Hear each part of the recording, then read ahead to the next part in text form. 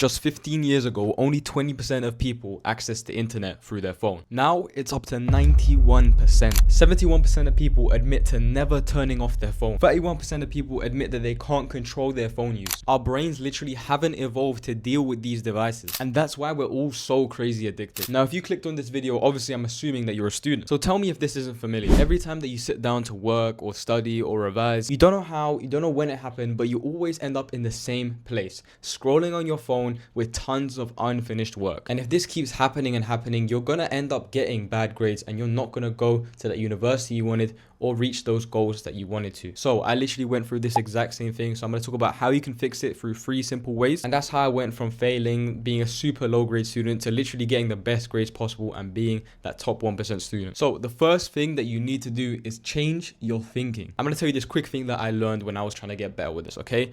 As it turns out, believe it or not, you don't need 99% of your phone. The only 1% you actually need is arguably your calls or your messages for some essential stuff. That other 99% is completely unnecessary and is designed for one purpose, and that's to get your attention. Once you realize this, and once you realize that all that time that you're spending isn't actually doing anything productive or anything good for you, it's gonna help a whole lot. And if you have this argument where you say, oh, like the apps on my phone, the social media and stuff, it makes me happy, you need to realize how damaging these things are to your dopamine system and how badly they mess up your brain. I have a video on that which you can check out. And that TikTok, Instagram, Facebook, whatever the hell you use, they're going to survive without you. Nothing bad is going to happen if you don't actually use these apps. So change your mindset from grabbing your phone first thing in the morning, not being able to go to the toilet without your phone, or not being able to check it every 2 seconds. Change that thinking from knowing to yourself that you don't need your phone. You can go by your entire life without your phone, or at least without 99% of the apps actually in it. So that's going to be the first step. The second step, and this is crazy important, is that when you're studying,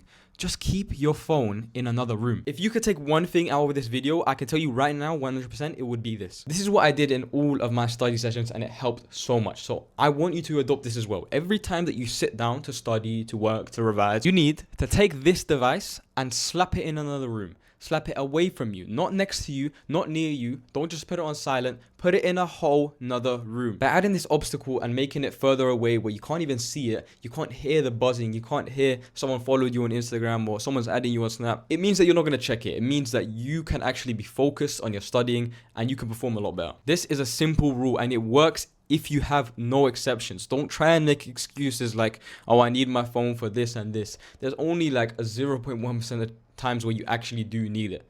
Don't make exceptions, keep it in another room, and I promise you, you will succeed. I'm not gonna lie, you're probably gonna find it boring, but that's something that you have to get past. If you really care about your grades, then you'll get past that, no problem. The last thing, and obviously the last resort that you're gonna do, is something called phone control. When I first realized how bad my phone was killing my focus because I kept scrolling on TikTok every chance I got, there was a set of steps that I took, and I'm gonna explain those to you. The first thing is I downright deleted all my social medias on my phone. Like I said, I realized that TikTok and Instagram were gonna survive without me, and I could delete them at least for a little bit amount of time so I could, actually revise properly and get my studies in order. It's helped me a lot to actually focus, and I would highly recommend this as a first step, especially if you're pretty bad with getting stuck to your phone, which most of us are. The next thing is that in every study session, I obviously put my phone in another room, and I also use a timer in my study session. What I mean by this is I use a simple time management technique called the Pomodoro technique, and all this meant is I had a certain amount of studying, certain break time, certain amount of studying, certain break time, and I kind of rotated and I followed that structure. This helped me so much to get comfortable with sort of being a little bit more bored and not having access to my phone in that time,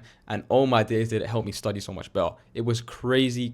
It was crazy good, and I can't recommend it enough. And I did these 2 steps for the first few months, and the next thing I did is I had screen time controls, and I also used an app called Flora. On everyone's phone, you're probably gonna have some screen time controls, so I just set a limit like 30 minutes or 40 minutes on Instagram or TikTok a day, so that when I went past that limit, it would actually lock it. And you can actually put a custom password so that once you lock it, you can't actually unlock it without that passcode, and you can, let your family members set that or someone else so that you can't actually put it in again. So at this point, once I was kind of comfortable with being bored, I reinstalled my social media once my brain could handle it, and I had these controls on it. And this app called Flora is I would highly recommend as well. It's a study app, and to put it simply, it sounds stupid, but it's a virtual tree planting app. But every time you start the timer, you have these study sessions, which really kind of help you to focus and get you in that sort of mood. And what's great is that you can compete with friends and stuff. So that highly motivated me, meaning that I could beat my friends at this stuff. And at the same time, I was studying. So that's how you can kind of make it fun. Now, if you're watching this video, that's already a good sign that you're ready to make a change. You're ready to stop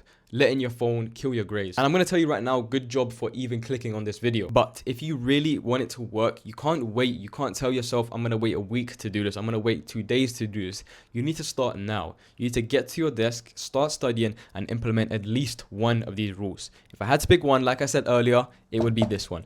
Just try your next study session, and this is my goal for you. Just try and put your phone in another room while you study. Once you do that, and if it works, come back on this video and comment how it went. So this is how you don't let your phone kill your grades. I hope this video was good enough for you, and I hope it detailed the right things for you. Take care, smash those exams, and I'll see you in the next one.